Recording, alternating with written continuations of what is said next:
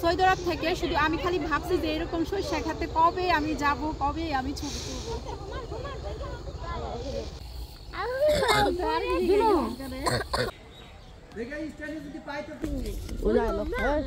পাকে দেয় হলো বিসমিল্লাহ।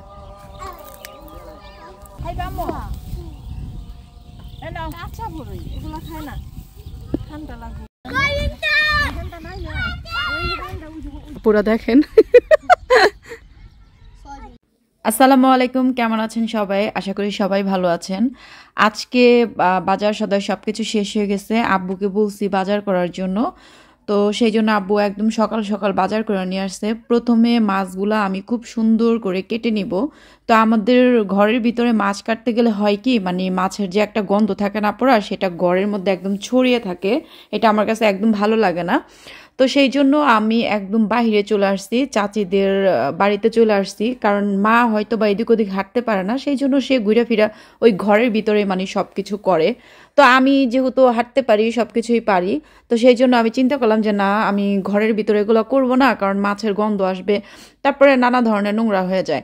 তো সেই জন্য চাচিদের উঠানের মধ্যে সুন্দর করে, ওই তো চাচি যেই প্লাস্টিকের কাগজের মধ্যে বিছায় মাছ কাটে, আমিও ঠিক ওইভাবে প্লাস্টিকের কাগজটা খুব সুন্দর করে বিছায় মাছগুলো একদম কেটে নিতেছি।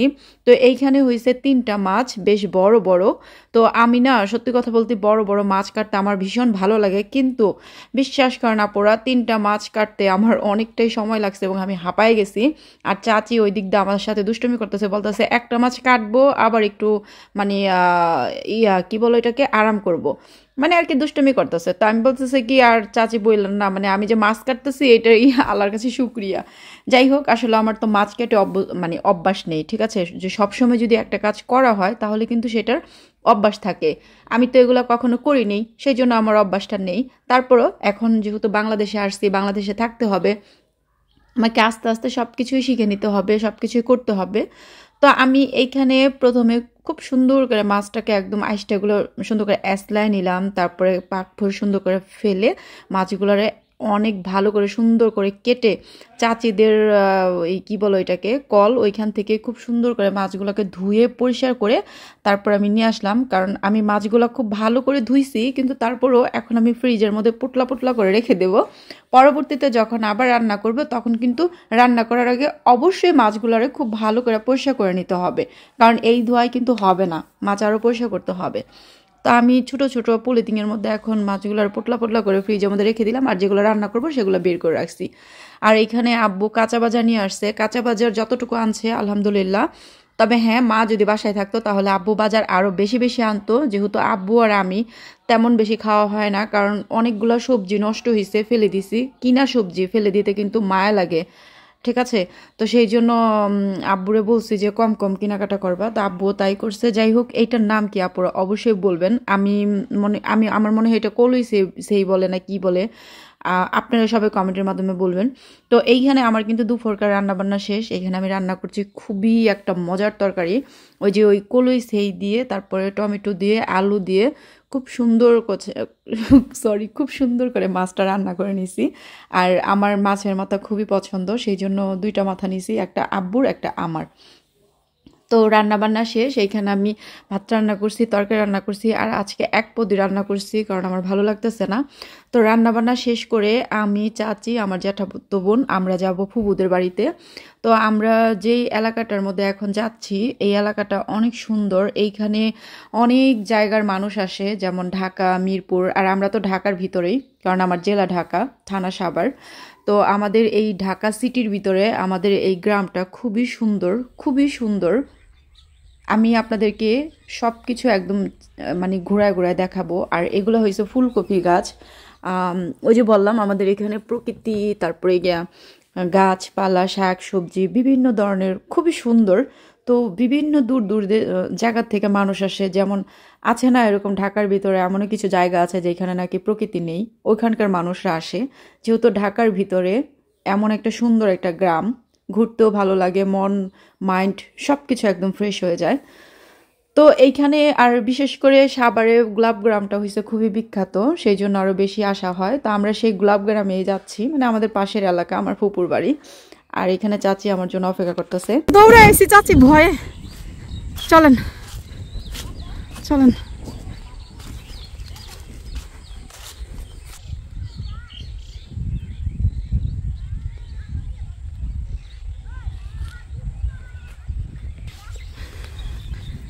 আমি না এই যে খারাপ একটা ছবি তুলি, জায়গাটা অনেক সুন্দর। তোমার এই যে জ্যাঠাতো বোনের লুকটা দেখাই। এদিক টাকা আমেনা, এদিক টাকা। মাশাল্লাহ তাবারাকাল্লাহ। তো এটা হচ্ছে আমার জ্যাঠাতো বোন, ও হচ্ছে আমেনা, আর উনি আমার চাচি। তো এখানে একটু ছবি তুলি আপুরা, দেখেন কি সুন্দর জায়গা। তো এই জায়গাটা খুবই সুন্দর, ওরা নাকি ছবি তুলবে।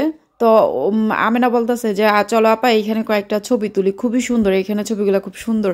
তো আমি বললাম আচ্ছা ঠিক আছে চলো। প্রথমে আমি যাইতে চাইনি, আমার হাঁটাহাঁটি আমার কাছে একদম ভালো লাগে না। তো যেহেতু বোনটা আসতে চাইছে, ও আবার ওর শ্বশুর বাসা থেকে আসছে, বাচ্চাদের স্কুল বন্ধ ছিল তখন আসছিল। তো এখানে এই যে বড়ই গাছ খুবই সুন্দর। আর এখানে একটা সবচেয়ে মজার জিনিস দেখেন আপুরা, ও বাচ্চাদের ছবি তুলতেছে, বাচ্চাদের দেখেন কি স্টাইল ধরে ছবি তুলতেছে, মাশাল্লাহ তাবারাকাল্লাহ। আচ্ছা, তো এখন সবাই সবার মতো সুন্দর সুন্দর ছবি তুলতেছে, আমি আর কেন বাদ থাকবো, আমিও মাঝখানে কয়েকটা ছবি তুললাম। কারণ মন খারাপ থাক যাই থাক না কেন, নিজেকে ভালো রাখতে হবে। কারণ নিজে যদি ভালো না থাকি তাহলে আশেপাশের মানুষকে ভালো রাখতে পারবো না। তো সবাই সবার ছবি তোলায় ব্যস্ত। তো ওই আমেনার হাজব্যান্ড থাকে সৌদি আরবে, প্রবাসীর বউ সে। তো সেও ছবি টবি তুলতেছে, তার বাচ্চাদেরকে নিয়ে মজা মাস্তি করতেছে, কারণ তার হাজব্যান্ড দেখবে। আর আমার মনে হয় প্রত্যেকটা প্রবাসী হাজবেন্ডই অপেক্ষায় থাকে তার ছেলে মেয়ে বাংলাদেশে কি করে বা কোন পরিস্থিতিতে আছে। তো ও আবার কি করতেছে, ওর বাচ্চাদের যাই ছবি তুলতেছে বা ভিডিও বানাইতেছে, সাথে সাথে ওর হাজবেন্ডকে দিয়ে দিতেছে। আমরা আবার এগুলা নিয়ে অনেক হাসাহাসি করতেছিলাম। আর আমি আজকে যে বরখাটা পরছি, এই বরখাটা হয়েছে আমার মার, আমার না, আমার ভাই মাকে কিনে দিছিল। তো ও আসলে ছেলে মানুষ, তো বুঝতে পারে নাই যে মার আসলে কোন বরখাগুলো দরকার। ও আসলে এমন বরখাগুলো কিনছে যেগুলো নাকি একদম ইয়ং মেয়েরা পরে, সেগুলা বুঝতে পারে নাই। যাই হোক, আমি ইনশাআল্লাহ মা সুস্থ হয়ে বাড়ি আসুক তারপর মাকে খুব সুন্দর বরখা কিনে দিব। আমি কিছুদিন আগে একটা বরখা কিনছিলাম, মা ওই বরখাটা খুবই পছন্দ করছে। তো আমি সেম ওই বরখাই মাকে এনে দেব। মা আবার না কালো বরখা বেশি একটা পছন্দ করে না, ছাপা বরখা পছন্দ করে। তাই আমি বলছি আচ্ছা মা তোমার যেটা পছন্দ সেটাই এনে দেবো। তো আল্লাহ আল্লাহ করে মার পাটা ভালো হোক, মা বাড়ি আসুক, মা সুস্থ হোক, আল্লাহ ভরসা। তারপর মাকে অবশ্যই বরখা কিনে এনে দেবো। আর আমি এই বরখাটা পরছি মানে আমার উদ্দেশ্য, যেহেতু এলাকার ভিতরেই যাচ্ছি, তো এত হাইফাই বরখার দরকার নাই গে। যেহেতু এই বরখাটার সামনে এটাই পরি, তো সেই জন্য চলে আসছি। সত্যি কথা বলতে কি, আমি না আসলে কি বলবো, অত শো আপ করতে পছন্দ করি না। আছে না অনেকে যে না আমার একটা জিনিস আছে, এটা আমি পড়তেই হবে, মানুষকে দেখাইতেই হবে, মানে বাংলাতে যেটা বলে ফুটানি করা, আমার এগুলো একদম পছন্দ না। তো সেই জন্য আমি অত ফুটানি টুটানি করি না। ওই যে থ্রি পিসটাই পরে আসছিলাম, সেটার ওড়নাটাই আমি পরছি, মুখের মধ্যে একটা মাস্ক পরছি। যেহেতু গ্রাম এলাকা, দেখা যাচ্ছে গ্রামের ভিতর দিয়ে হাঁটতেছি, অনেক সময় দোকানের মধ্যে এলাকার মুরব্বীরা থাকে, তো ভদ্রতা বলে একটা কথা আছে। তো সেই জন্য আমি মুখের মাস্কটা পরে আসছি। আর আপনাদেরকে এইখান থেকে একটা জিনিস দেখাইতেছি। একটা জিনিস আপনারা খেয়াল করে দেখবেন, আমাদের এই এলাকা থেকে মিরপুরটা কত কাছে, মাঝখান দিয়ে একটা নদী, অত কাছে না, ঠিক আছে? কারণ ওইখানে যেতে হলে নদী পার দিতে হবে। তো টঙ্গী এয়ারপোর্ট, তারপরে উত্তরা, মিরপুর 1 নাম্বার, ওই যে দেখা যাচ্ছে, দেখতে পাচ্ছেন আপুরা, ওই যে মাঝখানে শুধু একটা নদী। এই নদীটা পার হইলে মিরপুর 1 নাম্বার, উত্তরা, টঙ্গী, বীরুল্লাহ, রস্তমপুর, সব কিছু, গাবতুলি, সব কিছু, ঠিক আছে? তো আমরা কিন্তু আমাদের এলাকাটা কিন্তু গাবতুলির খুবই কাছে, খুবই কাছে, ঠিক আছে? যাই হোক, ঢাকার ভিতরে এত সুন্দর একটা গ্রাম, আমার মনে হয় এই এলাকাটার মধ্যে যেই আসবে তারই মানে মন মানসিকতা ফ্রেশ হয়ে যাবে। আপনারাও চাইলে আসতে পারেন। অনেক আপুরা আমাকে আগে জিজ্ঞেস করতো যে ঝর্ণা তোমাদের এই এলাকাটা কোথায়। যাই হোক, এত ডিটেলস খুইলা নাই বললাম। তো এইখানে দেখেন আপুরা লাউ শাক, আমার দেখে অনেক ভালো লাগতেছে। সত্যি কথা বলতে আমি এগুলো অনেক বেশি পছন্দ করি, লাউ গাছ।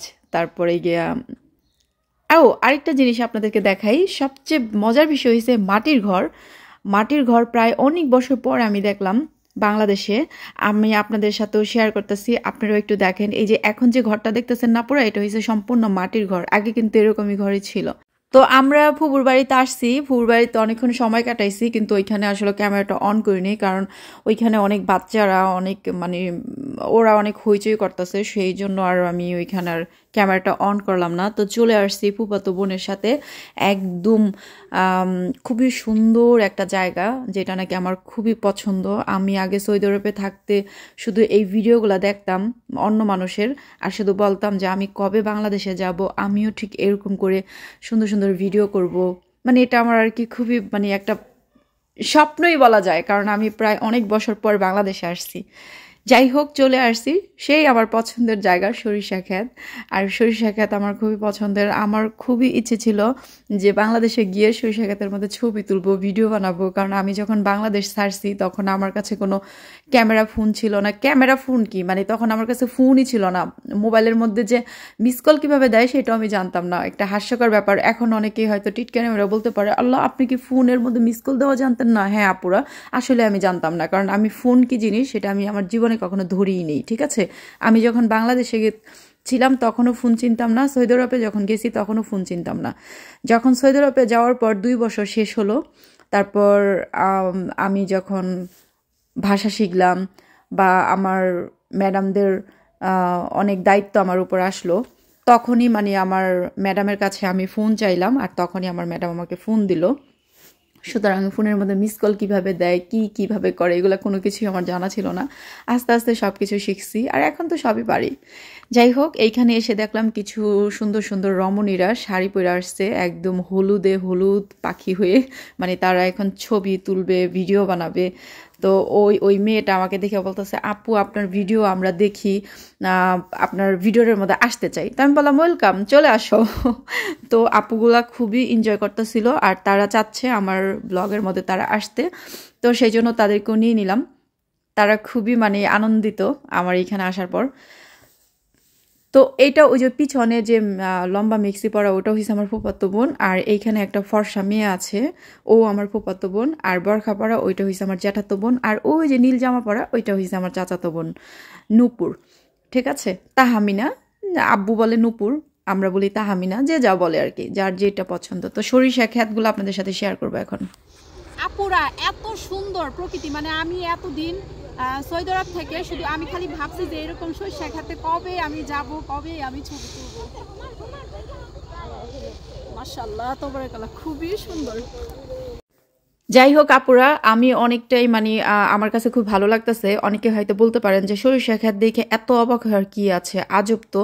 আসলে হয়তো বা যারা রেগুলার দেখেন আপনাদের কাছে হয়তো এগুলা কোনো ব্যাপার না, বাট আমার কাছে অনেক কিছু, কারণ আমি এগুলা দেখে অভ্যস্ত না, আমি এগুলা দেখিনি, সেই জন্য আমি খুবই আনন্দিত। যাই হোক, আজকেকার মতো এই পর্যন্তই। ভালো থাকবেন সবাই, আল্লাহ হাফেজ।